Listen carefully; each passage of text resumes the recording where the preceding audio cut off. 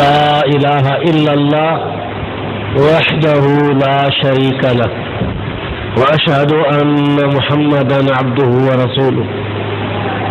أما بعد فإن خير الحديث كتاب الله وخير الهدي هدي محمد صلى الله عليه وسلم وشر الأمور محدثاتها وكل محدثة بدعة وكل بدعة ضلالة. اللهم صل على محمد وعلى آل محمد كما صليت على إبراهيم وعلى آل إبراهيم إنك حميد مجيد. اللهم بارك على محمد وعلى آل محمد كما باركت على إبراهيم وعلى آل إبراهيم إنك حميد مجيد. قال الإمام البخاري رحمه الله: باب قول الله ونضع الموازين القسط ليوم القيامة وأن أعمال بني آدم وقولهم وفي رواية أقوالهم يوزن. وقال مجاهد: القسطاس العدل بالرومية ويقال القسط مصدر المقسط وهو العادل وأما القاصد فهو الجائر. حدثنا أحمد بن إشكاب قال حدثنا محمد بن فضيل عن عمارة بن القعقاع عن أبي زرعة عن أبي هريرة رضي الله عنه قال قال النبي صلى الله عليه وسلم: كلمتان حبيبتان إلى الرحمن خفيفتان على اللسان ثقيلتان في الميزان سبحان الله وبحمده سبحان اللہ العظیم. صحیح بخاری کی آخری حدیث اور اس کا باب میں نے آپ کے سامنے پڑھا ہے اور اسی کے مطابق انشاءاللہ اس کی تشریح بیان کرنی ہے. لیکن سب سے پہلے اس کتاب کے مصنف امام محمد بن اسماعیل البخاری رحمہ اللہ کا مختصر تعارف بیان کروں گا. بعد میں صحیح بخاری کا تعارف بیان کروں گا انشاءاللہ، پھر اس کی تشریح ہوگی.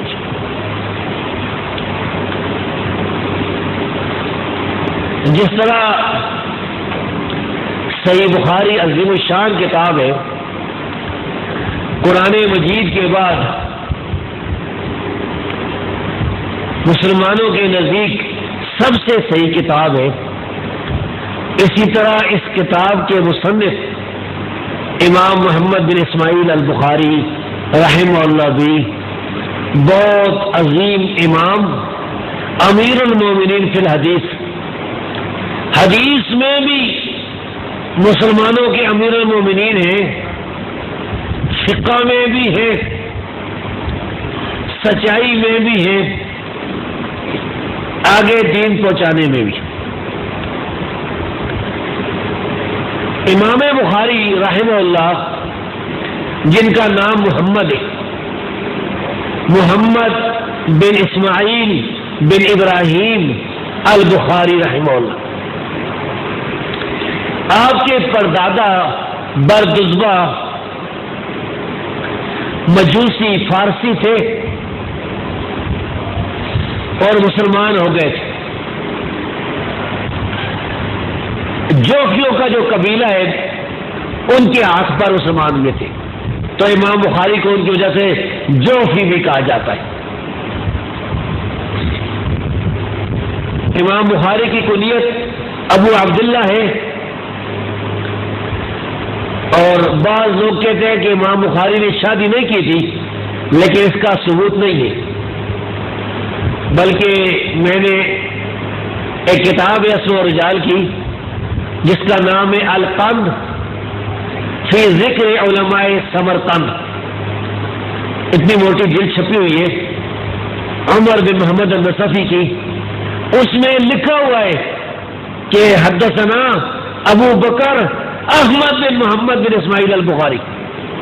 کئی روایتیں موجود ہیں امام بخاری کے بیٹے سے. تو اس میں اشارہ ہے کہ امام بخاری نے شادی کی تھی ورنہ بیٹا کدھر سے آ گیا. تو خیر یہ کوئی بڑا مسئلہ نہیں.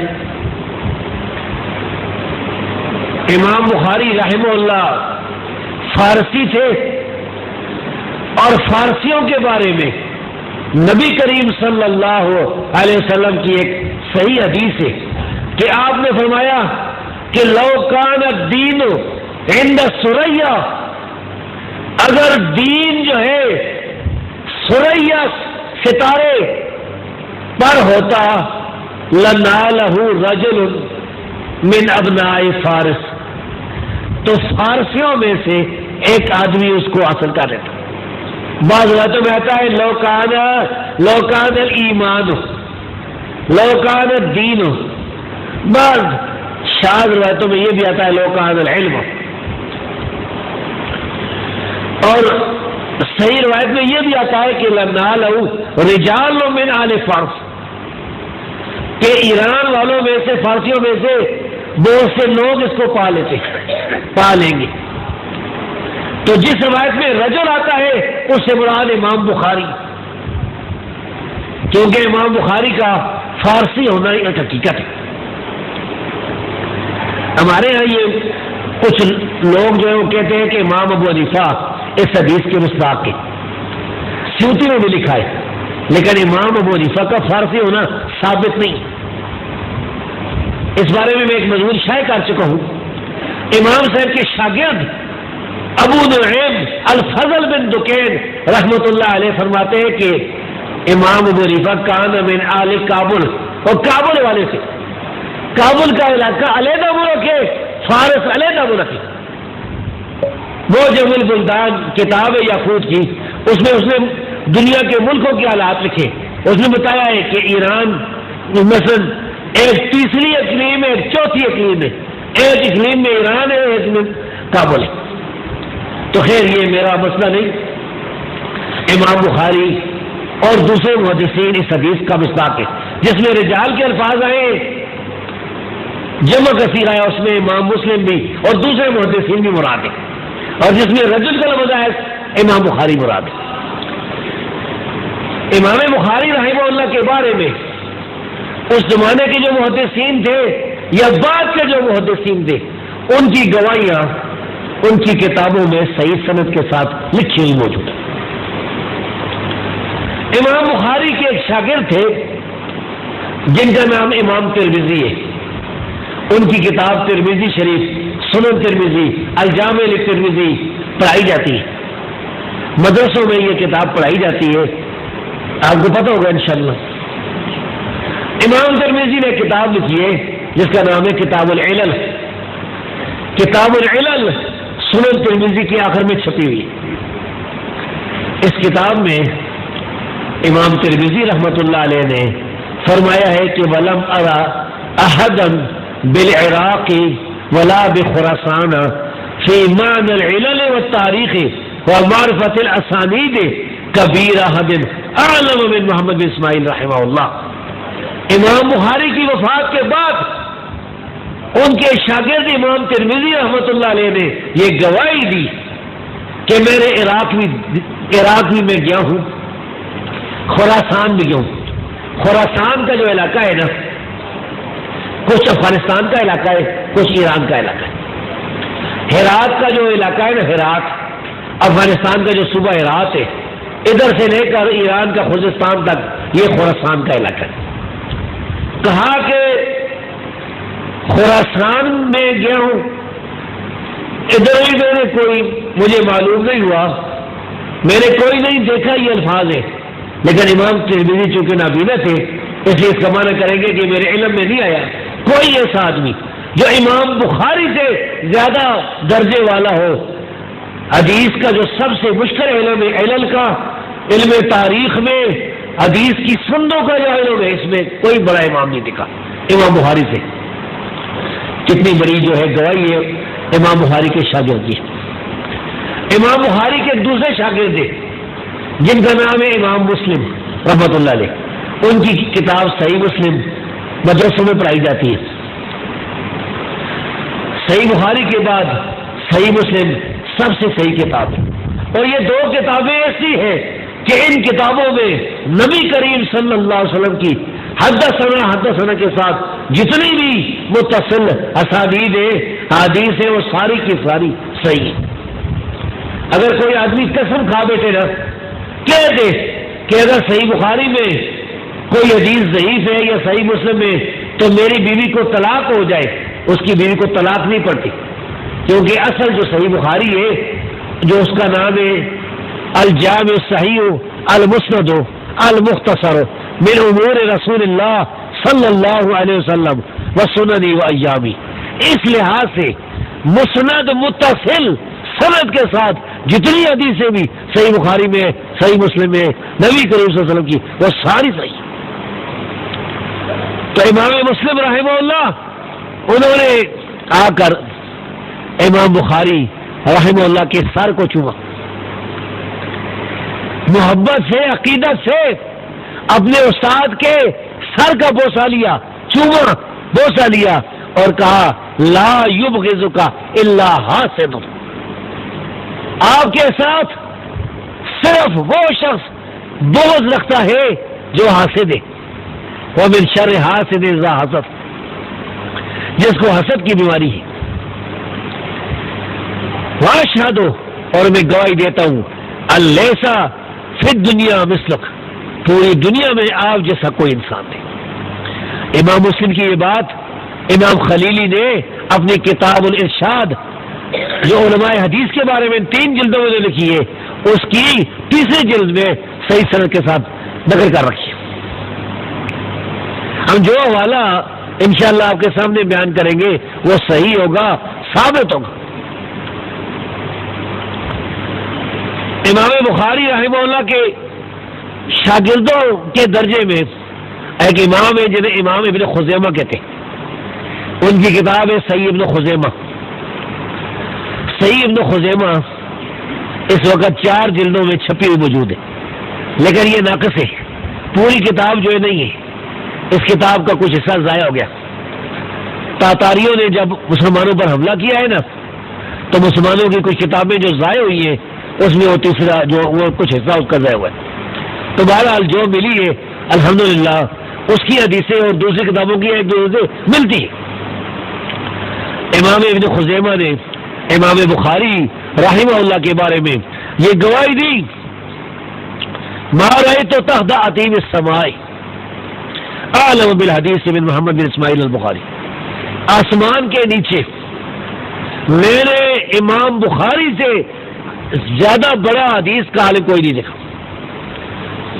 میرے امام ابن خزیمہ نے بڑے بڑے استادوں کے پاس پڑھا، انہیں امام الائمہ بھی کہا جاتا ہے، جو حدیث کے بہت بڑے امام تھے. ہزاروں اساتذہ سے استادوں سے ان کی ملاقاتیں ہوئی، وہ کہتے ہیں میں نے امام بخاری جیسا ان سے زیادہ علم والا کوئی نہیں دیکھا. امام ابن حبان صحیح ابن حبان لکھی انہوں نے کتاب لکھی ہے کتاب الثقات. یہ جو ابن خزیمہ کا قول میں نے بیان کیا ہے یہ امام حاکم کی کتاب میں معرفت علوم الحدیث میں صحیح سند کے ساتھ موجود ہے.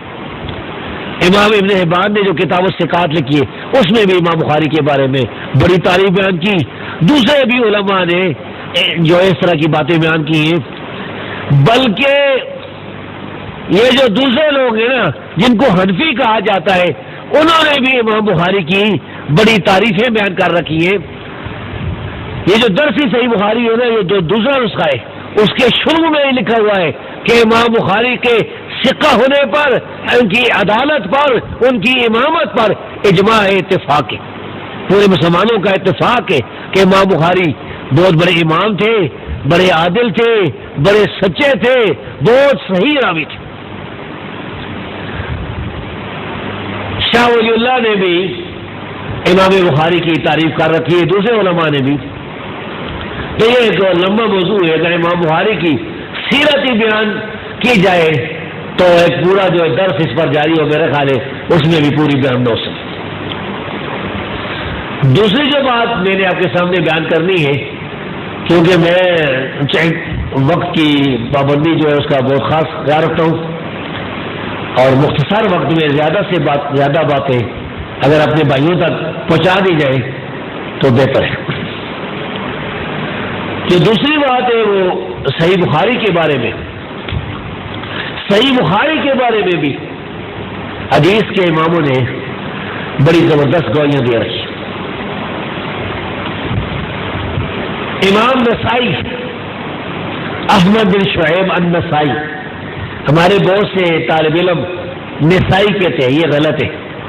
نسائی نہیں ہے، نسائی ہے، نون کے اوپر زبر ہے. امام نسائی فرماتے ہیں فما فی حاضل کتب کلھا اجود من کتاب محمد بن اسماعیل البخاری رحمہ اللہ. یہ جتنی کتابیں لکھی گئی ہیں امام نسائی کے زمانے میں، ان ساری کتابوں میں امام بخاری کی کتاب سے بہترین کتاب کوئی نہیں.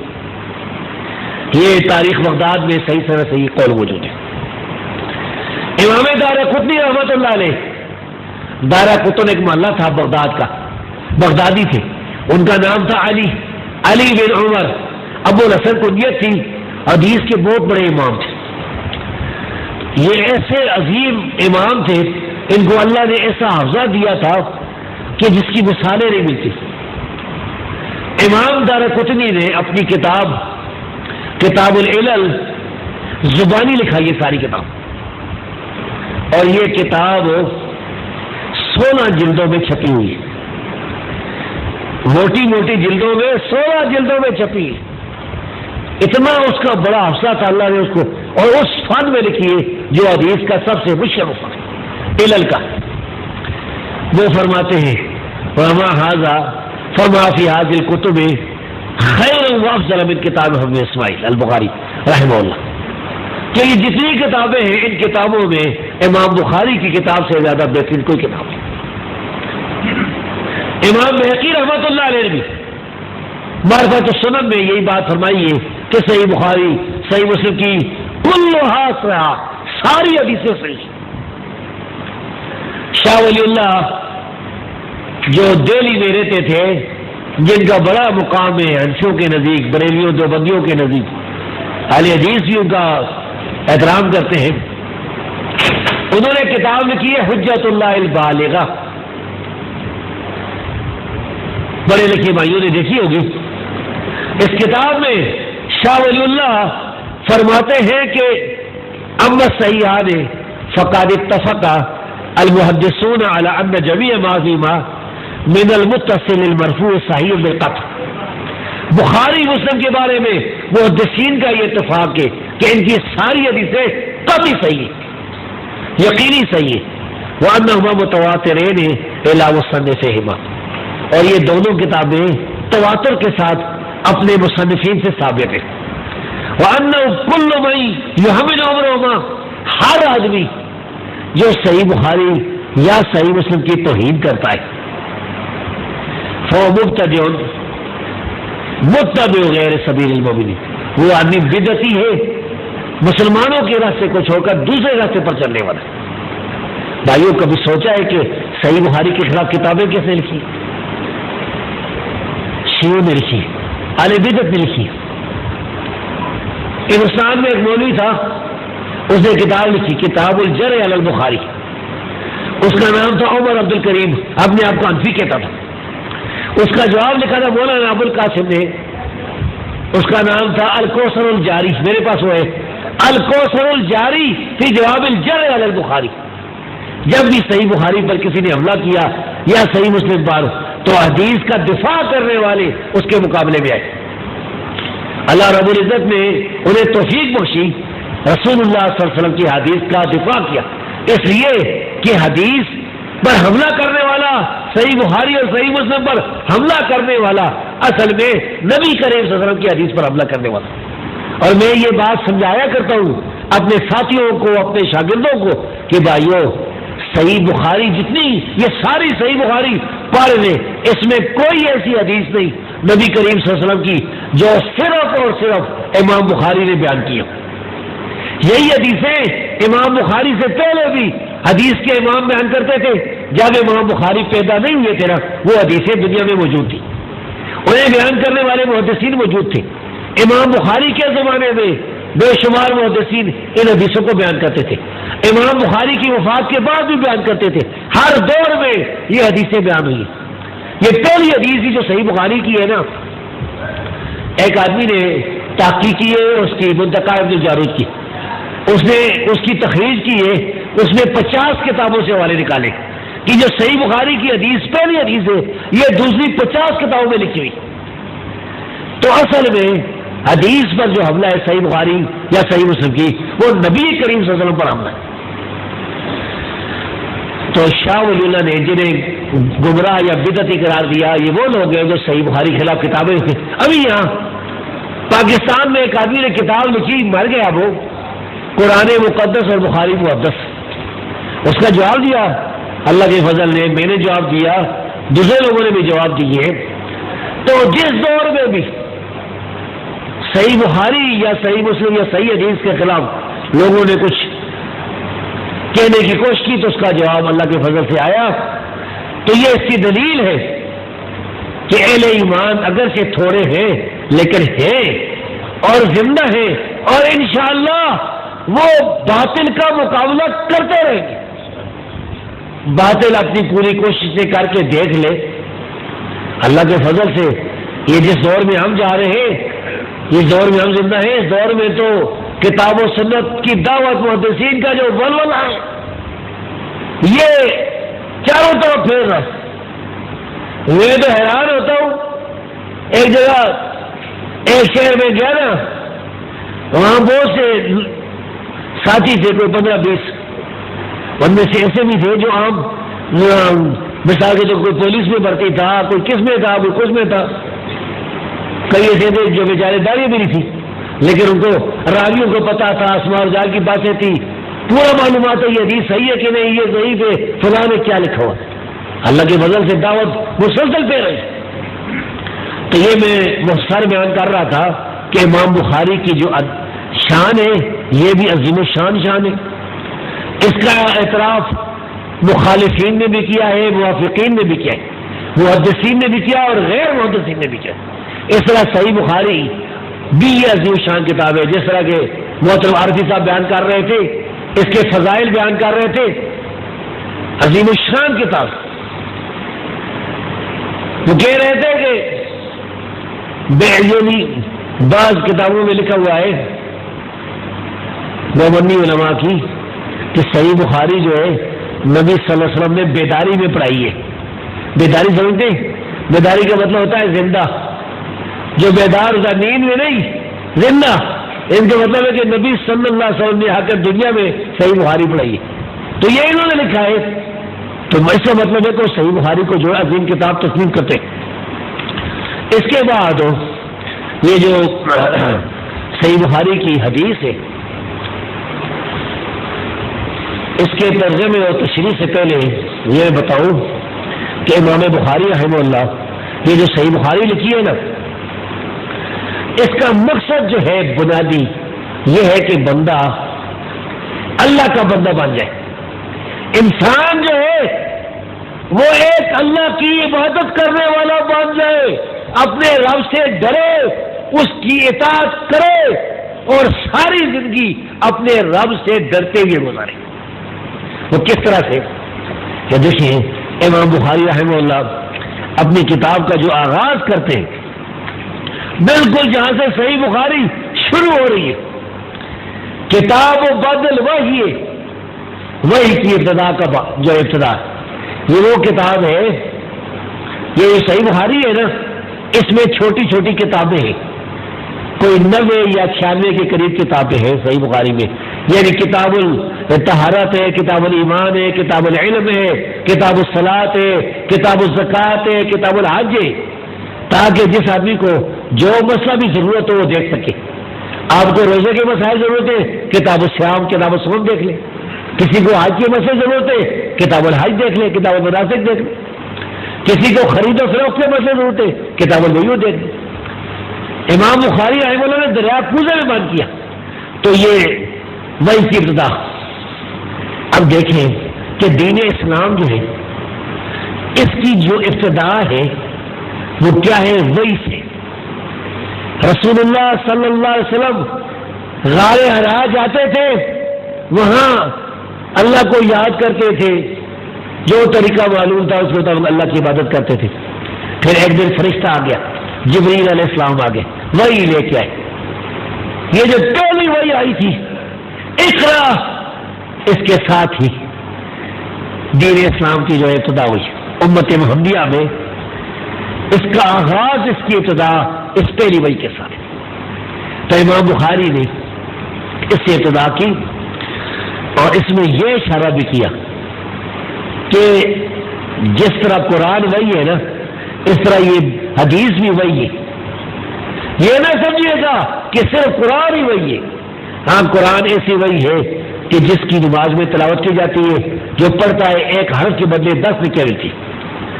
حدیث کے بارے میں یہ وضاحت نہیں آئی ہے. اللہ رب العزت انشاءاللہ حدیث کے پڑھنے کی وجہ سے بھی نیکیاں دے گا انشاءاللہ. رب العالمین غفور رحیم ہے, اس کے خزانوں میں کوئی کمی نہیں.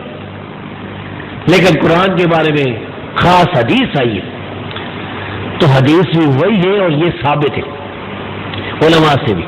پھر امام بخاری نے قرآن کریم کی آیت لکھی, انا اوحینا الیک کما اوحینا الی نوح والنبیین من بعدہ. یعنی امام بخاری نے صحیح بخاری کا آغاز قرآن کی آیت سے کیا. کچھ لوگ کہتے ہیں نا کہ یہ جو حدیث والے محدثین اہل حدیث یہ قرآن کی پرواہ نہیں کرتے.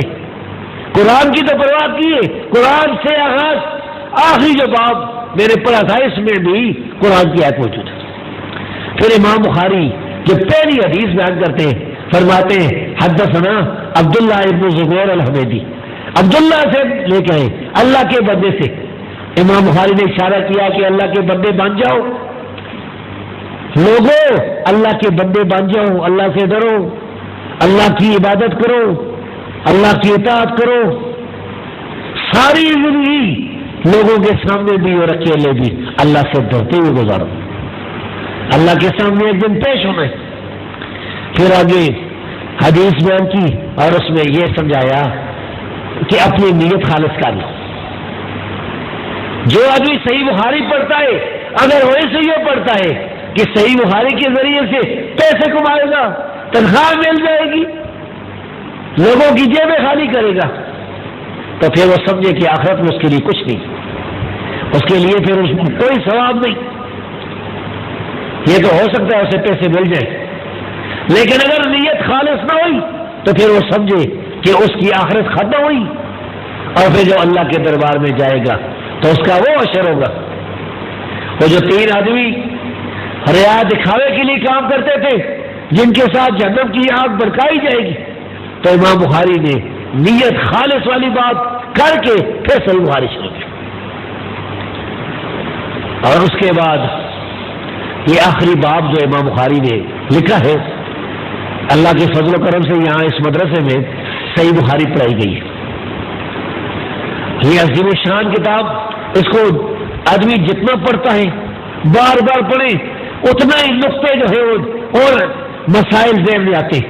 جس طرح قرآن مجید جو ہے نا, قرآن مجید جتنی دفعہ پڑھے آدمی جو ہے وہ سیر نہیں ہوتا, پھر کوئی نقطے آتے ہیں ذہن میں, کوئی نقطے اور دینا.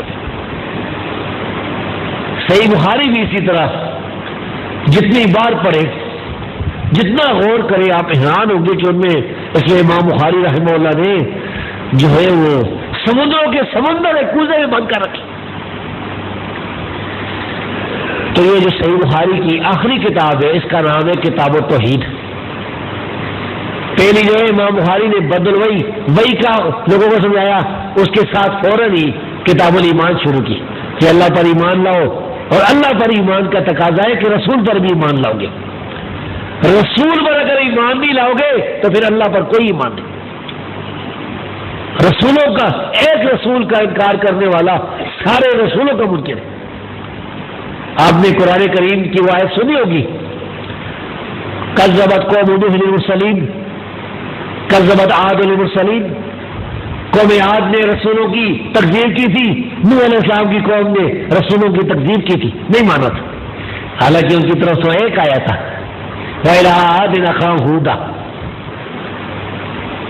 اسی طرح مدین والوں نے بھی رسولوں کی تکذیب کی تھی، تو مراد یہ کہ انہوں نے ایک رسول کا انکار کیا جو اللہ نے ان کی طرف بھیجا تھا، تو انہوں نے اصل میں سارے رسولوں کا انکار کیا۔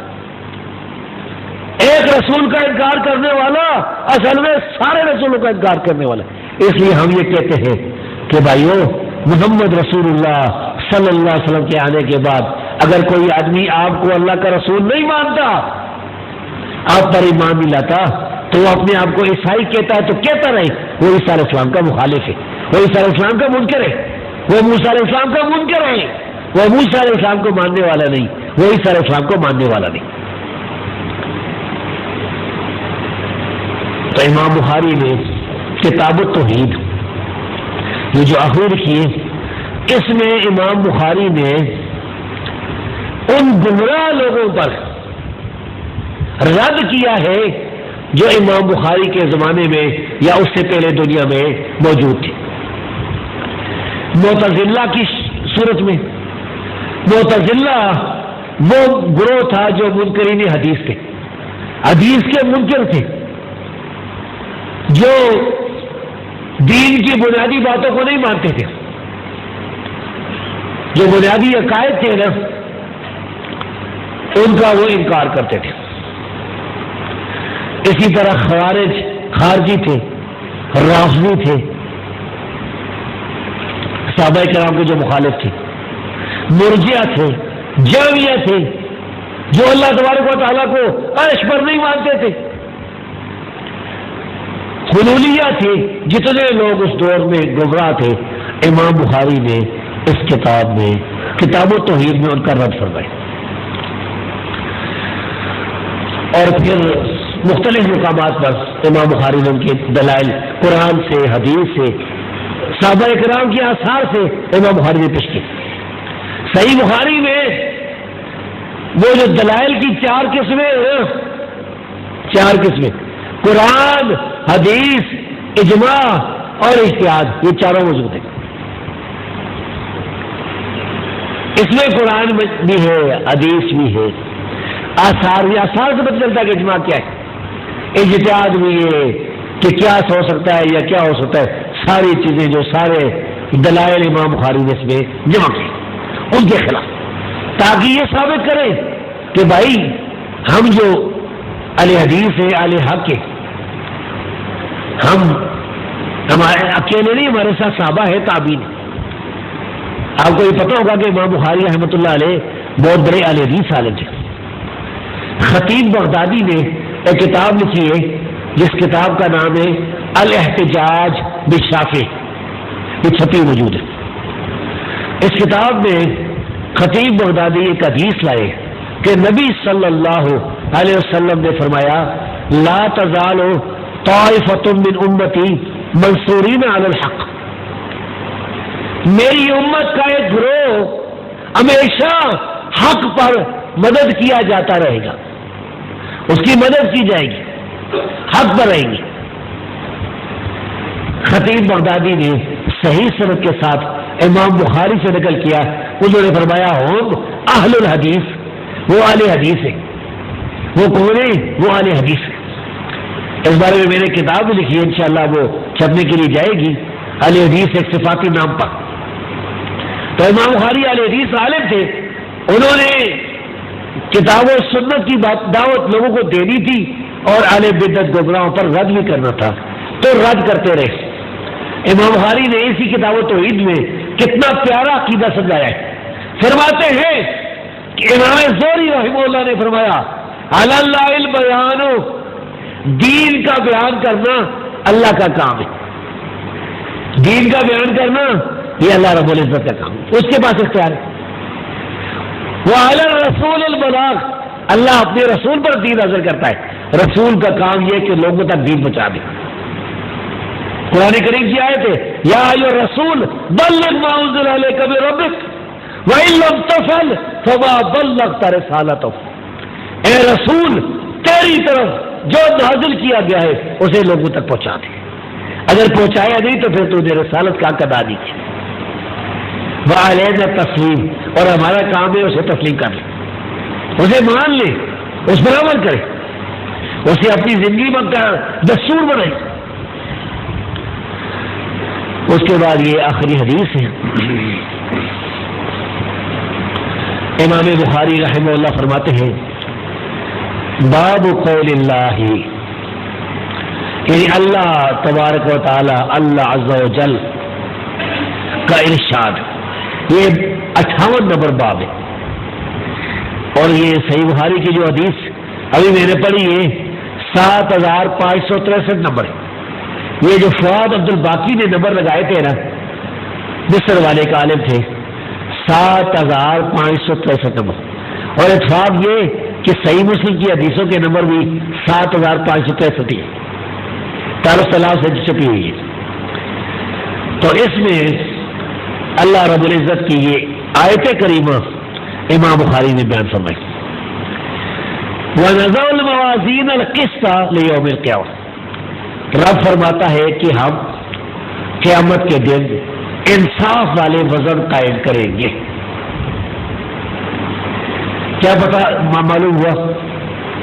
اس سے معلوم ہوا کہ قیامت کے دن ترازو جو ہے وہ قائم کیا جائے گا، ترازو میں تولا جائے گا، میزان میں تولا جائے گا۔ امام بخاری کے دور میں جو معتزلہ تھے، جو گمراہ لوگ تھے، وہ نہیں مانتے تھے، وہ کہتے تھے نہیں اعمال نہیں تولے جاتے، وہ کہتے تھے کہ اعمال تو نظر نہیں آتے، ان کا وزن نہیں ہوتا، کس طرح تولا جائے؟ یہ جو گمراہ ہوتے ہیں نا، یہ عجیب عجیب مسائل نکالتے ہیں جن کی کوئی اصل نہیں ہوتی۔ آپ دیکھیں گے کہ ایک معمولی سا مسئلہ لے کے نا اس پر وہ مسلسل بحث کریں گے، عجیب عجیب جو ہے وہ باتیں کریں گے۔ اسی طرح پرانے دور میں بھی جو تھے معتزلہ اور دوسرے لوگ، وہ اس طرح کے مسائل۔ ایک دفعہ میرے ساتھ بات ہوئی نا زیدیوں کی، زیدی ایک فرقہ ہے شیعوں کا یمن میں جب یمن میں گیا تھا تو یمن میں سعدہ جو شمالی یمن ہے ادھر وہ زیدی کہتے تھے ہم نہیں مانتے قبر کا عذاب۔ یہاں بھی پاکستان میں کچھ لوگ ہیں وہ کہتے ہیں کوئی قبر میں عذاب نہیں ہوتا۔ بھائی اس کو سوچو کہ تمہارا کیا ہونے والا ہے، تم اللہ کے سامنے پیش ہونے والے ہو، اللہ کو حساب دینے والے ہو، میزان میں ترازو میں جو ہے تمہارا اعمال تولے جائیں گے، اس کی کیا تاریخ رکھی کہ تم کہتے ہو قبر میں عذاب اس گڑھے میں ہوتا ہے کہ نہیں ہوتا، ہمیں دکھا دو۔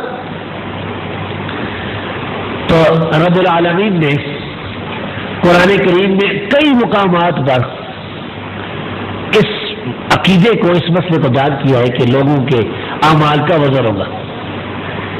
قرآن کریم میں یہ آتا کہ فمن ثقلت موازینہ فہو فی عیشۃ راضیہ، جس کے وزن بھاری ہوں گے وہ خوش ہوں گے، خوشی والی زندگی میں ہوں گے، جنت میں ہوں گے۔ ومن خفت موازینہ فہو ہاویہ، اور جس کے وزن کم ہوں گے ان کا تو ٹھکانہ جہنم۔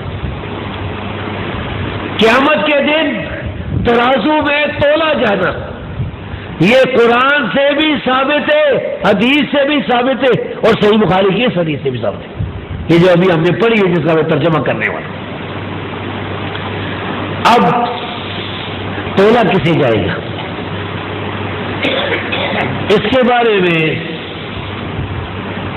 سارے دلائل دیکھ کے ہم یہی سمجھے ہیں کہ 3 چیزوں کو تولا جائے گا۔ ایک تو اعمال کو تولا جائے گا، جس طرح کہ ابو داؤد کی صحیح حدیث ہے، سنن ابی داؤد کی، کہ قیامت کے دن سب سے بھاری وزن جو ہوگا وہ اچھے اخلاق کا ہوگا۔ اچھا اخلاق مسلمان بھائی سے اچھے طریقے سے پیش کر پانا۔ کوئی کسی سے مثال کے طور پر گزر آئے، پوچھتا ہے یہ راستہ کدھر جاتا ہے، وہ فلاں جگہ کدھر ہے، بھائی چچا ہوتی کس طرف ہے، تو اسے کہتا ہے کہ اگر اسے پتہ نہیں کہتا کہ بھائی اس طرح سے جاؤ، فلاں طرف سے راستہ ہے، نہ کہ اس کے ساتھ لڑنا شروع کر دو، جہاں وہ مجھ سے پوچھ رہا ہے وغیرہ وغیرہ، یا دوسرے راستے کی طرف۔ ایک شہر میں گیا نا، نام نہیں ہوگا کیونکہ اس شہر والوں کی بےزتی ہوگی، پاکستان کا ایک شہر ہے پنجاب کا، تو ادھر میں میرا ایک دوست سے ملنے کی، وہ ایک آدمی سے پوچھا کدھر سے، کہا ادھر ہے، کافی جا کے تلاش کر کے ادھر پوچھا وہ کدھر ادھر ہے، تقریباً 1 گھنٹے سے زیادہ لگ گیا، پھر 2-3 آدمی سے پوچھا ہے وہ کہتا ادھر ہے، تو میں جب تھوڑا سا چلا میں پیچھے موقع دیکھا تو ہنس رہے تھے، میں سمجھ گیا کہ یہ جو ہے پریشان کر، پھر میں نے کوئی حدیث داری والا تلاش کیا، پھر پتا چلا تھا ادھر پہنچ کے۔ تو یہ مذاق کے لیے جو انسان جو اس کے ساتھ بد اخلاقی سے پیش آنا یا اس کو غلط راستے پر چلا دینا، یہ انتہائی بری بات ہے۔ خوش اخلاقی اللہ رب العزت کے دربار میں اس کا بڑا وزن ہوگا۔ تو ایک تو اعمال تولے جائیں گے، کیسے تولے جائیں گے؟ بھائی ہمارا ایمان ہے رب العالمین ہر چیز پر قادر ہے۔ قرآن میں اللہ فرماتا ہے، اللہ نے فرمایا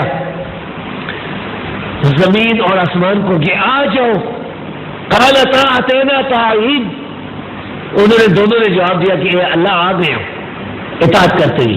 تو زمین کا باتیں کرنا، آسمان کا باتیں کرنا، یہ سمجھ نہیں آتی۔ قرآن میں اللہ فرماتا ہے وَإِن مِّن شَيْءٍ إِلَّا يُسَبِّحُ بِحَمْدِهِ وَلَٰكِن لَّا تَفْقَهُونَ تَسْبِيحَهُ، ہر چیز اللہ کی تسبیح بیان کر رہی ہے لیکن تم نہیں سمجھ سکتے۔ تمہارا ایمان ہے، ہمیں سمجھ آئے یا نہیں۔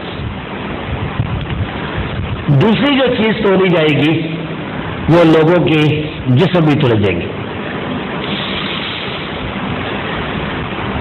ایک تابعی کا قول ہے، وہ فرماتے ہیں کہ قیامت کے دن ایک آدمی کو لایا جائے گا، العقول شروب، بڑا کھانا کھاتا تھا، 10 روٹیاں کھا جاتا تھا، بڑا کھانا کھاتا تھا، بڑا پیتا تھا، بڑا ہٹا کٹا،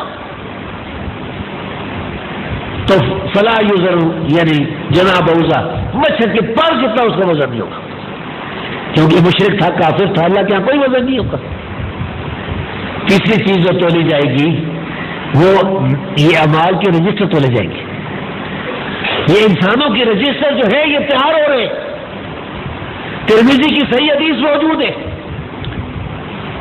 قیامت کے دن ایک آدمی اللہ کے دربار میں لایا جائے گا، گناہوں کے اس کے رجسٹر، اس کے سامنے یہ اس کے رجسٹر کاپیاں 99 کم 100 کاپیاں کھول دی جائیں گی، گناہ ہی گناہ اس کی، بلکہ نہیں ہوگی، لیکن نہیں ہوگی، وہ بڑا ڈرا ہوگا، آج خیر نہیں اللہ کے ساتھ۔ پھر اسے کہا جائے گا، اس کو کہتے ہیں حدیث البطاقہ، حدیث البطاقہ پر علماء نے خاص کتابیں بھی لکھی، میرے پاس کتاب موجود ہے، اسے کہا جائے گا تیرے ساتھ ظلم نہیں کیا جائے گا۔ پھر ترازو میں اس کے یہ جو رجسٹر ہے اس کے گناہوں کے 99 رجسٹر رکھے جائیں گے، اور ایک چھوٹا سا پرزہ وہ لایا جائے گا، صحیح ہے صحیح، وہ دوسرے پلڑے میں رکھا جائے جس میں لا الہ الا اللہ محمد رسول اللہ لکھا ہوا، یعنی پکا واحد تھا، پکا متبع سنت تھا، گناہ ہوتے تھے، اللہ رب العزت معاف فرمائے، لیکن نبی کریم صلی اللہ علیہ وسلم کی سنت کے مقابلے میں کسی کو ماننے والا تھی نہ، اللہ کی توحید کے مقابلے میں کسی کو ماننے والا تھا، پکا واحد۔ یہ جو ٹکڑا ہے یہ نیچے ہو جائے گا اور وہ گناہ سارے پر ہو جائے گا، اللہ رب العزت سے معاف کر دے گا، تو رجسٹر بھی تولے جائے گی، انسانوں کو بھی تولا جائے گا۔ جس طرح ایک صحیح حدیث میں آتا ہے، عبداللہ بن مسعود رضی اللہ تعالی عنہ، وہ ایک دفعہ کدھر چڑھے نا تو ان کی جو پنڈلیاں تھی وہ پتلی پتلی تھی، چھوٹی چھوٹی، تو کوئی صحابی ہنسنے لگی، فطری بات ہے۔ نبی کریم صلی اللہ علیہ وسلم نے پوچھا کیوں ہنس رہے ہو؟ انہوں نے کہا ان کی پنڈلیاں دیکھیں، میرا ساقہ ہے، تو فرمایا کہ یہ عبداللہ بن مسعود کی یہ پنڈلیاں قیامت کے دن میزان ہے سب سے بھاری ہوں گی۔ تو یہ تینوں چیزیں ہیں قیامت کے دن تولی جائے گی، اور ان تینوں چیزوں کا معتزلہ اور گمراہ انکار کرتے تھے۔ تو امام بخاری کا رد کیا، قرآن کریم کی آیت لا کے۔ پھر امام بخاری فرماتے ہیں وَأَنَّ أَعْمَالَ بَنِي آدَمَ وَقَوْلَهُمْ وَفِي رِوَایَةٍ أَقْوَالَهُمْ يُوزَنُ، کہ آدم علیہ السلام کی جو اولاد ہے، آدم علیہ السلام وہ پہلے انسان ہیں جنہیں اللہ تعالیٰ نے مٹی سے پیدا فرمایا۔ اللہ نے ایک مٹھی لی نا زمین سے، کوئی ادھر کی مٹی، کوئی ادھر کی مٹی، یعنی جس طرح ہم یہ کہہ سکتے کوئی ایشیا کی مٹی، کوئی یورپ کی مٹی، کوئی افریقہ کی مٹی، کوئی امریکہ کی مٹی، مختلف جو مٹیاں ہیں اللہ نے لے کر ایک مٹھی لی، اس مٹھی سے اللہ تعالیٰ نے اپنے دونوں ہاتھوں کے ساتھ آدم علیہ السلام کو پیدا کیا، مٹی اور پانی سے، گارے سے۔ پہلے کوئی انسان موجود نہیں تھا، آدم علیہ السلام سے پہلے اس زمین پر کوئی انسان موجود نہیں تھا۔ یہ جو ڈارون یہودی کہتا تھا نا کہ انسان بندروں سے بن گیا نا، بندر جو ہے وہ ایسا ایسا ترقی کر کر کر کر کے انسان بن گیا ہے، جھوٹ بولتا تھا، بکواس کرتا تھا، کوئی ثبوت موجود نہیں اس کے پاس۔ اگر 1,00,000 سال پرانا کوئی اگر ڈھانچہ، کوئی لاش کسی جگہ پڑی ہے برف کے علاقے میں، وہ اسی طرح کے انسان ہے جس طرح کے ہم۔ یہ بھی غور کریں، یہ جو منکرین حدیث ہے نا، یہ پرویز اور منکرین حدیث یہ لوگوں کو صحیح بخاری سے حدیث نبوی سے ہٹا کر کدھر لے جا رہے۔ پرویز نے جو منکرین حدیث کا بڑا تھا، ایک کتاب لکھی ہے عالمگیر افسانے، یہ کتاب میرے پاس موجود ہے۔ اس نے لکھا ہے پرویز نے کہ مسلمان جو کہتے ہیں کہ اللہ تعالیٰ نے سب سے پہلے آدم علیہ السلام کو پیدا کیا، پھر ان سے ان کی بیوی ہوا کو پیدا کیا، یہ افسانہ ہے۔ افسانہ کہتے ہیں سٹوری، جھوٹی بات۔ پھر وہ کہتا ہے کہ انسان جو ہے یہ ایک جرثومے سے آیا ہے، یعنی جرثیم پیدا ہوگا زمین میں، ترقی کرتے کر ارتقاء کی منزلیں طے کرتا کرتا ایولیشن ہوتا گیا، اور یہ وہ کہتا ہے انسان بن گیا۔ اس میں یہ بھی کہتا ہے کہ یہ مسلمان جو کہتے ہیں نا کہ ماں باپ کی اطاعت فرض ہے، وہ کہتا ہے یہ اسلام ہے۔ کتنا ظلم ہے بھائیوں! یہ اصل میں حدیث سے ہٹا کر لوگوں کو مرتد بنانا چاہتے ہیں، بے دین بنانا چاہتے ہیں، اور قرآن کریم کی جو تفسیر ہے اپنی مرضی سے کرتے، تحریف کرتے۔ جس طرح قرآن کریم میں آپ کو پتا ہوگا کہ اللہ رب العزت نے یونس علیہ السلام کا ذکر کیا ہے۔ یونس علیہ السلام جب اپنے علاقے سے نکل گئے نا، پھر مچھلی کے پیٹ میں پہنچ گئے، فَالْتَقَمَ الْحُوتُ وَهُوَ رب فرماتا ہے فَلَوْلَا أَنَّهُ كَانَ مِنَ الْمُسَبِّحِينَ لَلَبِثَ فِي بَطْنِهِ إِلَىٰ يَوْمِ يُبْعَثُونَ۔ اگر یونس علیہ السلام مسبحین میں سے نہ ہوتے تو مچھلی کے پیٹ میں قیامت تک رہتے۔ اب منکرین حدیث کہتے ہیں اس کا مطلب یہ کہ وہ تیر رہے تھے، آگے آگے وہ تیر رہے تھے، پیچھے پیچھے مچھلی آ رہی تھی اور نکل گئے تیر کے بعد۔ اگر وہ تیرنے والے نہ ہوتے تو مچھلی کے پیٹ میں چل گئے۔ مسبحین، سبحان اللہ۔ ایک ہوتا ہے سبحہ، ایک ہوتا ہے سبحہ، اس میں فرق ہے، چھت کے ساتھ اور اس کی حالت ہوتی ہے اور بغیر چھت کی اور حالت ہوتی ہے۔ تو یہ لوگ جو ہیں یہ اس طرح یعنی مسلمانوں کو ہٹانا چاہتے، تو میں عرض کر رہا تھا کہ اللہ تعالیٰ نے آدم علیہ السلام کو پیدا فرمایا۔ پھر حدیث سے ثابت ہے کہ آدم علیہ السلام سے اللہ تعالیٰ نے ان کی بیوی ہوا کو پیدا فرمایا۔ وَبَثَّ مِنْهُمَا رِجَالًا كَثِيرًا وَنِسَاءً، اللہ رب العزت نے ان دونوں سے کل مرد عورتیں دنیا میں پھیلا دیا۔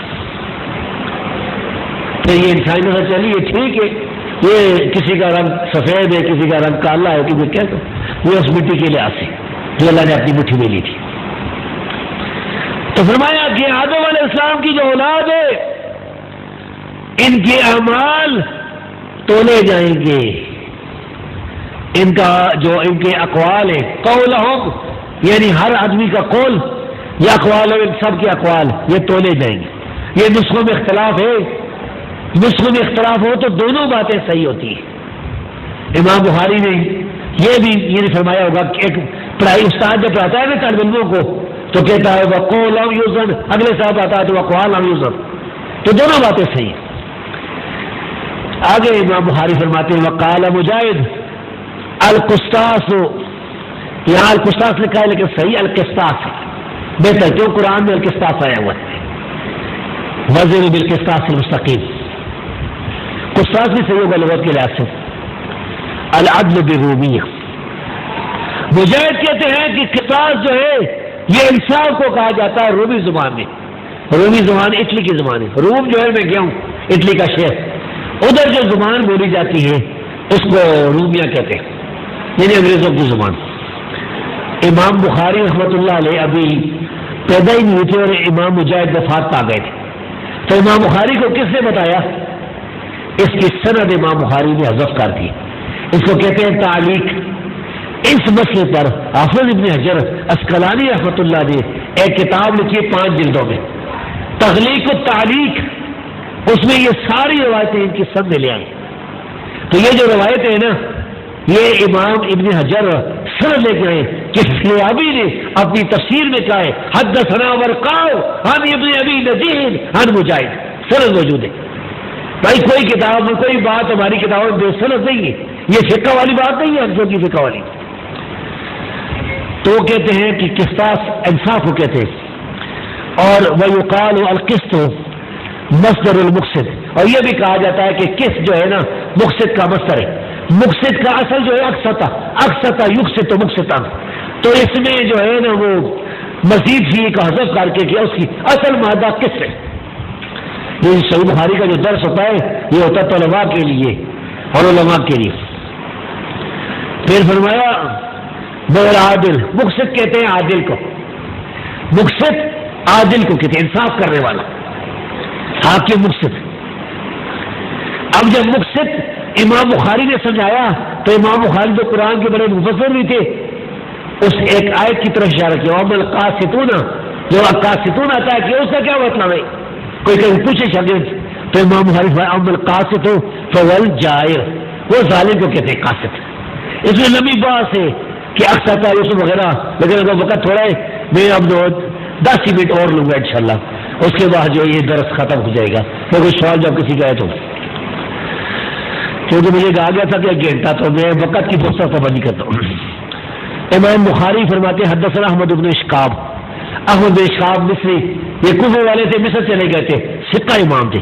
قال حدثنا محمد بن فضیل، محمد بن فضیل بن غزوان ثقہ امام تھے، انہوں نے کتاب دعا لکھی ہے، اس میں یہ حدیث لکھی ہوئی ہے، یعنی یہ امام بخاری کے پیدا ہونے سے پہلے جو کتاب حدیث کی ہے اس میں یہ حدیث موجود ہے، اور میرے پاس وہ چھپی کتاب موجود ہے۔ عن عمارۃ بن القعقاع، وہ عمارہ بن قعقاع ایک ثقہ امام سے بیان کرتے ہیں، بڑے سچے انسان ہیں۔ عن ابی زرع، ابو زرع بن عمر بن جریر رحمۃ اللہ علیہ، عن ابی ہریرہ رضی اللہ عنہ، ابو ہریرہ رضی اللہ عنہ کہ نبی صلی اللہ علیہ وسلم نے فرمایا۔ ایک اور حکمت بتاؤں، یہ صحیح بخاری جو ہے نا، امام بخاری نے جو شروع کی ہے نا پہلی حدیث حدثنا عبداللہ ابن زبیر الحمیدی المکی، مکی سے لے کے آئے، حمیدی جو تھے مکے کے رہنے والے تھے۔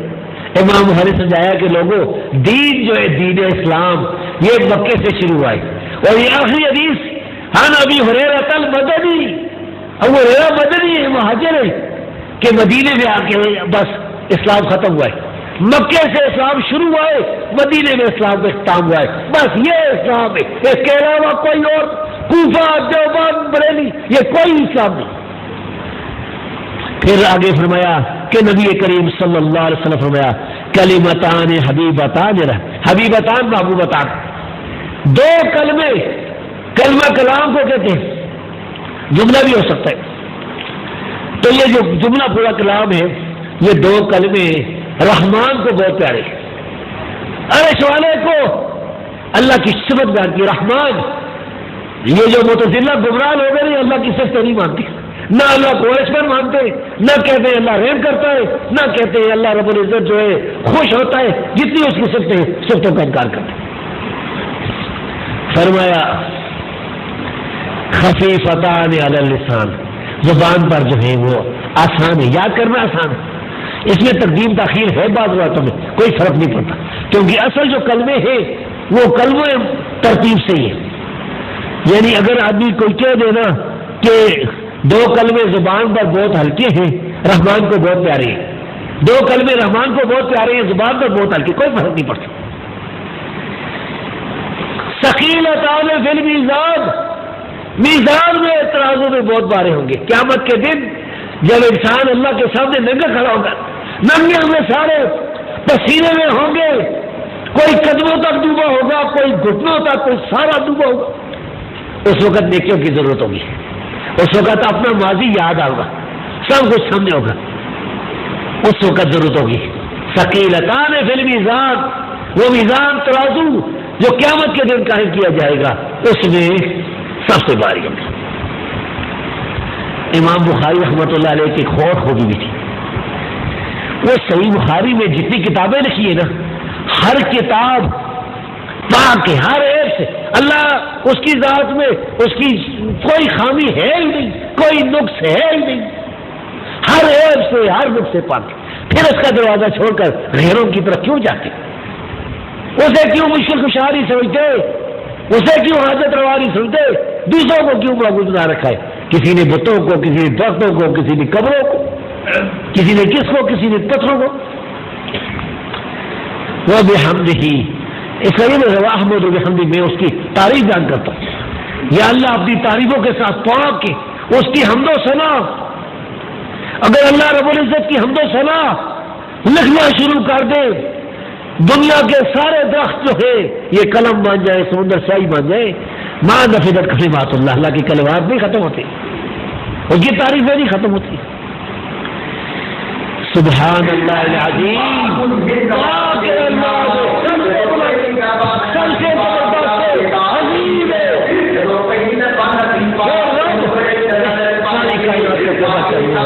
وہ جب چاہے ایک کل کے ساتھ ساری کائنات ختم کرے، جب چاہے کل کے ساتھ.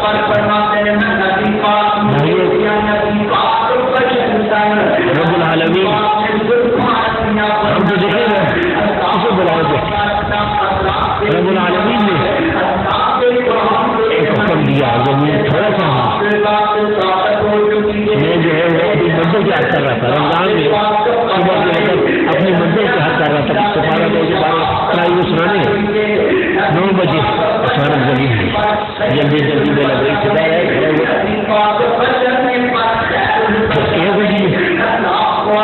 پھر بعد میں بالا کوٹ کا شور گیا، شمالی علاقے گئے ختم ہوں گے، پھر گیا شہر محسوس میں گئے بالا کوٹ سڑک سے گرنا، سارا شہر گرا ہوا تھا، کھنڈر بنا ہوا تھا، بدبو آ رہی تھی. رب العالمین سارے 7 درجے کا کتنی اسکیل کرتے زلزلہ بھیجا، اگر 10 اسکیل کا زلزلہ بھیج دے، 20 اسکیل کا بھیج دے، وہ رب العالمین عظیم ہے، اس سے ڈرو. یہ اصل مسئلہ یہی ہے بھائیوں، اگر مسلمان اس بات کو سمجھ جائیں، نہ کوئی شرک ہو، نہ کوئی بدعت ہو، نہ کوئی کفر ہو، نہ کوئی گناہ ہو، نہ کوئی کسی کے ساتھ ظلم کرے، اللہ سے ڈرے، اللہ کو ہر وقت یاد رکھے. اور یہ بات بولیوں کی بات نہیں ہے، یہ سچی بات ہے کہ ایک دن ہم نے مار کے اللہ کے دربار میں پیش ہونا، اس میں کوئی شک نہیں. تو یہ صحیح بخاری کی حدیث کے بارے میں 1 گھنٹہ میں نے بیان کرنا تھا، 1 گھنٹہ جو ہے ہو چکا ہے.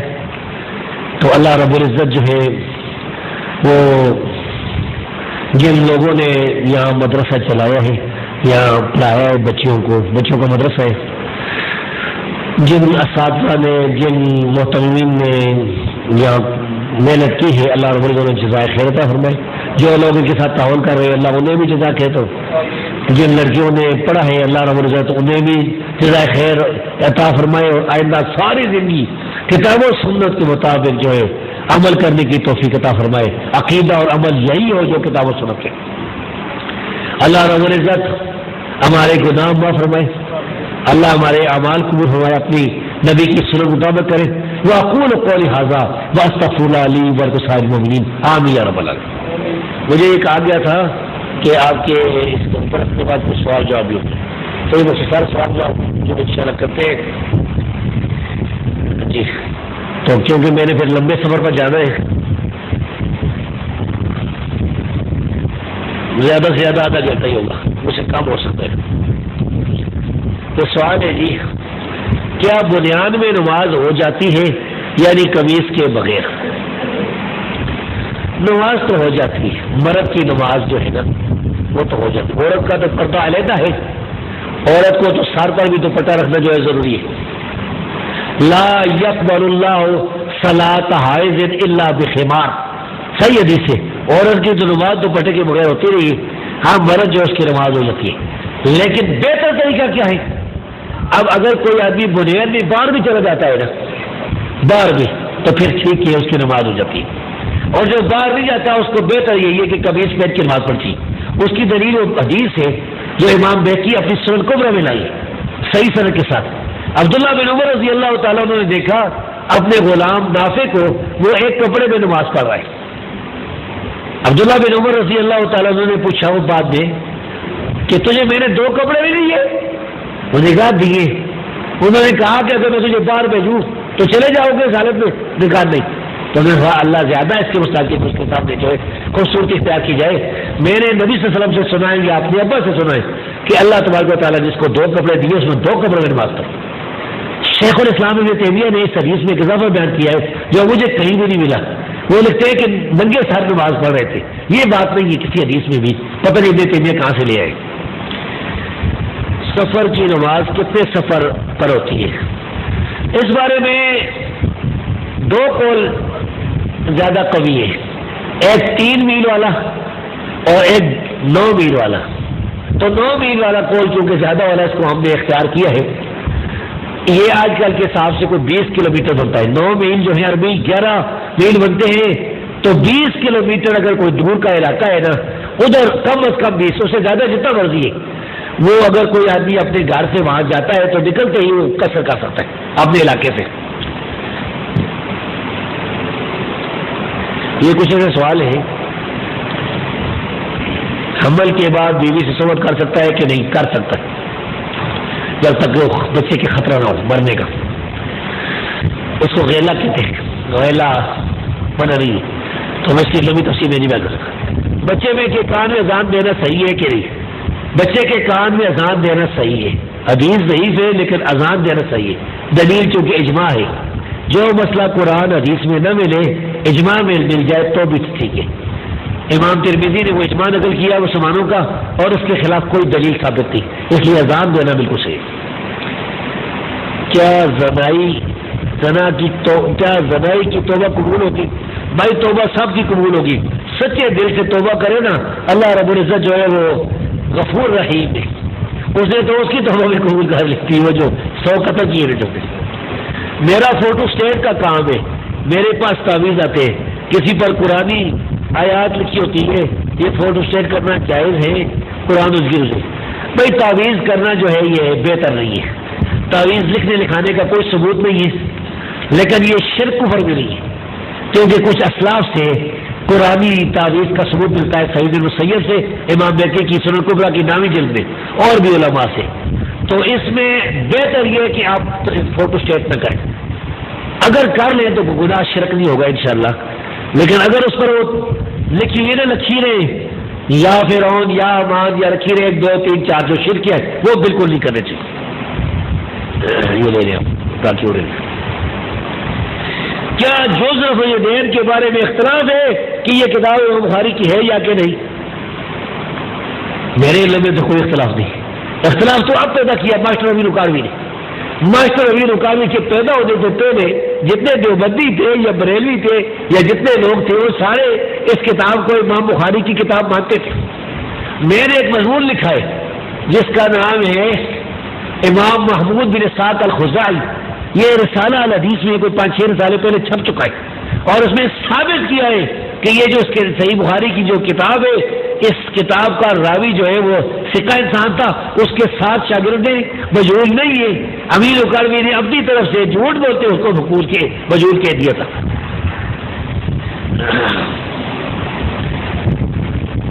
درود میں جب نبی صلی اللہ علیہ وسلم کا نام آتا ہے کیا صلی اللہ علیہ وآلہ وسلم کہہ سکتے کہ نہیں؟ کہہ سکتے ہیں نماز کے علاوہ جب آپ کے سامنے خطبے کے دوران بھی اگر آ جائے تو صلی اللہ علیہ وسلم کے نا یہ تو صحیح ثابت ہے، اللہ کے رسول سے بھی ثابت ہے، صحیح مسلم کی حدیث ہے کہ رسول اللہ صلی اللہ علیہ وسلم فرمایا عیسیٰ بن مریم صلی اللہ علیہ وسلم نازل ہو گئے، اور صلی اللہ علیہ وآلہ بھی کہہ سکتے ہیں، تو یہ اس میں کوئی حرج نہیں ہے۔ اللہ کے رسول کی آل جو ہے نا، کیونکہ آل کے الفاظ بھی بعض جگہ آئے ہوئے ہیں۔ کیا مسلم شریف میں ہے کہ جب رسول صلی اللہ علیہ وسلم مدینے آئے تو صحابہ نے یا محمد کے سوال کیا تھا؟ ہاں صحیح مسلم میں ہے، صحیح مسلم میں حدیث ہے کہ نبی صلی اللہ علیہ وسلم آ رہے تھے تو چھوٹے بچے جو ہے نا، ایک روایت میں ہے کہ کہہ رہے تھے جا محمد جا رسول اللہ، آ گئے محمد صلی اللہ علیہ وسلم، آ گئے رسول اللہ صلی اللہ علیہ وسلم، اور ایک روایت میں یا محمد یا رسول اللہ صلی اللہ علیہ وسلم۔ تو اللہ کے رسول آ رہے تھے، اللہ کے رسول صلی اللہ علیہ وسلم کو سامنے آواز دے رہے تھے زندہ کو، تو یہ جو ہے وہ ثابت ہے، لیکن یہ یا محمد کہنا یہ بہتر نہیں ہے، کیونکہ مسلمانوں کو منع کر دیا گیا تھا کہ جو ہے نا وہ جو سورہ حجرات کی آیات ہیں نا، ان الذین ینادونک من وراء الحجرات اکثرهم لا یعقلون، ان آیات کی تشریح میں یہ مسئلہ موجود ہے۔ تو رسول اللہ صلی اللہ علیہ وسلم کی وفات کے بعد کسی ایک صحابی سے، کسی ایک تابعی سے یا تبع تابعی یا امام سے یہ ثابت نہیں ہے کہ اس نے کہا یا محمد یا رسول اللہ صلی اللہ علیہ وسلم، یہ کوئی ثابت نہیں۔ وہ تو اللہ کے رسول سامنے موجود تھے، تو جو سامنے موجود ہو تو اس کو تو کہا جا سکتا ہے۔ کیا یمامہ کی جامع مسلمانوں کا شعار یا محمد تھا؟ یہ بات البدایہ و نہایہ میں لکھی ثابت نہیں ہے، یہ بات ثابت نہیں ہے۔ ادب المفرد میں ہے، ویسے بڑے علمی سوال ہے ماشاءاللہ۔ ادب المفرد میں ہے کہ ابن عمر رضی اللہ عنہ کے پاؤں کو تکلیف ہوئی تو انہوں نے کہا یا محمد۔ یہ روایت کیسی ہے؟ یہ روایت ضعیف ہے۔ یہ کیوں ضعیف ہے؟ اس میں سفیان ثوری مدلس۔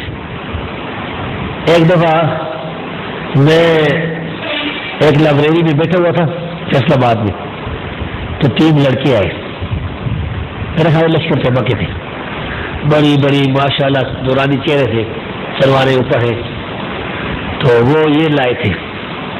میں نے مولوی صاحب سے پوچھا کہ یہ حدیث کا جواب، انہیں کوئی پتہ نہیں تھا، تو وہ چپ ہو گئے۔ تو پھر میری طرف دیکھا تو انہوں نے کہا کہ اس مجھے میرے پاس آئے، تو میں نے اس شیخ سے کہا کہ آپ ایسا کریں الادب المفرد جو امام بخاری کی کتاب مجھے دے، میں اس میں سے نکال کر ان کو بھی بتاتا ہوں۔ اس میں سفیان ثوری جو ہے نا مدلس ہے، اور ابو اسحاق بھی، 2 راوی مدلس ہے، سفیان ثوری عن ابی اسحاق عن آگے عبد الرحمن بن ثابت کیا۔ تو میں نے ان کے ساتھ وقت میں نے کہا دیکھو یہ جو ہے یہ مدلس راوی ہے، اور مدلس راوی کے بارے میں یہ اصول ہے جو احمد رضا خان بریلی نے بھی لکھا ہے فتح رضیہ میں، اور عباس رضوی نے بھی لکھا ہے اپنی کتابوں میں، بلّہ آپ زندہ ہیں، اور مناظر میں، اور دیوبندیوں نے بھی، امیر القاری نے بھی لکھا ہے کہ مدلس کی عد والی روایت صحیح نہیں ہوتی، تو یہ روایت تو ضعیف ہے، ثابت نہیں ہوئی۔ 1 4 یا 5 آدمیوں کو جہنم میں لے جائے گی، کیا یہ حدیث یہ بیوی یعنی میرے خیال یہ ہوگا، مجھے یہ نہیں پتا جس سے یہ حدیث میرے علم میں نہیں ہے ایسی کوئی حدیث کہ ایک عورت جو ہے وہ 4 آدمی کو جہنم میں لے جائے گی۔ سیاہ عذاب کے بارے میں بتائے، جائز ہے؟ نہیں جائز نہیں ہے، کیونکہ نبی کریم صلی اللہ علیہ وسلم فرمایا وجنب السواد، کالا رنگ جو ہے وہ نہ لگاؤ، اسے دور ہٹو۔ جنبوں کا لفظ آ جائے نا تو پھر جائز نہیں ہوتا، جس طرح آتا ہے نا قرآن کریم میں انما الخمر والمیسر والانصاب والازلام رجس من عمل الشیطان فاجتنبوہ، قریب بھی نہیں جانا، جنبوں قریب بھی نہیں جانا۔ اب اگر کوئی کہے کہ کچھ صحابہ کالا خضاب کرتے تھے تو ہم کہیں گے کہ بھائی ان صحابہ تک وہ حدیث نہیں پہنچی ہوگی، جس حدیث میں منع کیا گیا ہے نا وہ جو راوی ہے وہ اس سے تو کالا خضاب ثابت نہیں ہے۔ دوسرا یہ کہ یہ حدیث بھی صحیح ہے کہ نبی کریم صلی اللہ علیہ وسلم نے فرمایا کہ کچھ ایسے لوگ ہوں گے قیامت سے پہلے جو اپنے بالوں کو کالا رنگ کریں گے، لا یریحون رائحۃ الجنہ، جنت کی خوشبو بھی نہیں سنگے گی۔ یہ سنن ابی داؤد کی صحیح روایت ہے۔ اگر کوئی آدمی سگریٹ نوشی کرتا ہے، اس کے پیچھے نماز ہو جاتی ہے، اگر اس کا عقیدہ صحیح ہے نماز ہو جاتی ہے، لیکن یہ گناہ ہے۔ سگریٹ جو ہے یہ بڑی نقصانی چیز ہے، بدبو بھی ہوتی ہے، یہ جسم کو نقصان بھی دیتا ہے، اسراف بھی ہے۔ ان المبذرین کانوا من اخوان الشیاطین بھی ہے، اور اسی طرح جو ہے یہ پھیپھڑوں کو جسم کو بڑا نقصان پہنچاتا ہے، تو اللہ فرماتا ہے وَلَا تَقْتُلُوا أَنفُسَكُمْ، اس پر علماء نے کتابیں لکھی، حکم التدخین فی الاسلام، اس کو تدخین کہا جاتا ہے، تو سگریٹ نوشی جائز نہیں ہے، تو اس کو امام کو توبہ کرنی چاہیے، نہیں کرنا چاہیے، لیکن اگر کرتا ہے گنہگار ہے تو نماز جو ہے اس کے پیچھے جائز ہے، اگر اس کا عقیدہ صحیح ہے۔ عقیدہ اگر صحیح نہیں نا تو پھر کوئی نماز نہیں۔ اس بارے میری یہ کتاب چھپی ہوئی ہے، بدعتی کے پیچھے نماز کا حکم۔ بازار میں نماز جائز ہے؟ ہاں جی جائز ہے۔ کوئی اگر شرعی عذر ہے بازار میں نمازیں پڑھی گئی، مجھے یاد آتا ہے کہ ایک حدیث ہے حذیفہ اور عمار بن یاسر رضی اللہ عنہ، انہوں نے بازار میں نماز پڑھی تھی، اور ایسی حالت ہو سکتی ہے کہ مثال کے طور پر ایک دکان پہ جو ہے نا ایک آدمی ہے، اب قریب صحیح العقیدہ کی کوئی مسجد ہے ہی نہیں دور دور تک، تو بیچارہ کدھر جائے دکان بند کر کے دکان میں نماز پڑھ لے۔ یعنی نماز کوئی ایسی دلیل شریعت میں موجود نہیں کہ بازار میں نماز نہیں ہوتی، اور رسول صلی اللہ علیہ وسلم نے فرمایا کہ ساری زمین میرے لیے مسجد بنائی گی، جو علاقی الارض مسجدا وطہورا، تو اس حدیث کی روح سے بھی بازار میں نماز جائز ہے۔ یہ آپ کے سوالوں کے جواب تھے جی۔ ہاں کوئی اور باتیں؟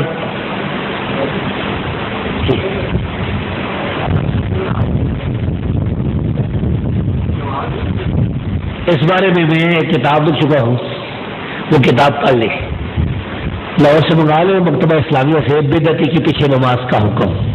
اس میں حدیثیں بھی رہے ہوں، آثار بھی رہے ہوں صحابہ کے، تابعین کے، آپ پڑھ لیں گے، آپ کو سمجھ آ جائے گی انشاءاللہ۔ تو یہ آج کی جو مجلس تھی، اس مجلس میں ہم نے جو بیان کیا ہے اس میں اگر کوئی غلطی ہوئی ہے تو اللہ معاف فرمائے، اور اگر صحیح باتیں ہیں تو اللہ رب العزت اس کا اجر عطا فرمائے۔ اللہ سے دعا ہے کہ اللہ تبارک و تعالیٰ اس مدرسے میں اور زیادہ ترقی جو ہے فرمائے، اللہ کرے یہاں لڑکوں کے بچوں کا بھی مدرسہ ہو، بچوں کا بھی ہو، اور زیادہ جو ہے اللہ رب العزت یا چیچا وطنی کے لوگوں کو، صحیح العقیدہ بھائیوں کو اور زیادہ دین کی توفیق دے۔ واقول قول واقول هذا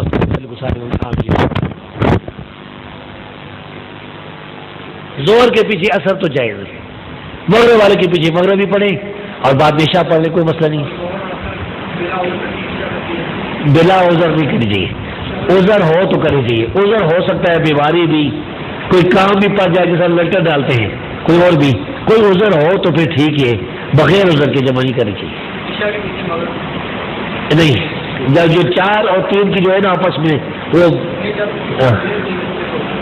نہیں، عشاء پڑھ لیں نا، عشاء والے کے پیچھے عشاء پڑھ لیں، بعد میں مغرب پڑھ لیں، کوئی فرق نہیں پڑے گا، کیونکہ استراری ہے تو کوئی نا۔ جی 3 میل والے کی 3 میل، ہاں 3 والی جو ہے نا وہ سنن ابی داؤد میں موجود ہے۔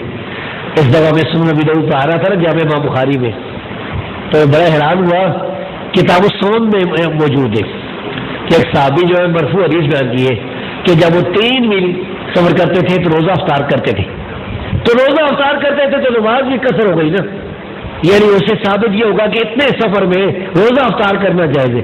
یہ غالباً رویفے یا اس طرح کی صحابی کی روایت ہے، ابھی تو مجھے یاد نہیں ہے، اگر آپ کو پورا حوالہ چاہیے نا تو پھر مجھے بعد میں فون کر لیں تو میں اپنی لائبریری سے انشاءاللہ آپ کو وہ لکھا دوں گا کہ حدیث نمبر کتنا ہے۔ سنن نبی داؤد میں غالباً رویفے صحابی سے کتاب الصوم میں یہ حدیث موجود ہے۔ میں فون سنتا ہوں عصر کے بعد مغرب تک بس، ٹھیک ہے۔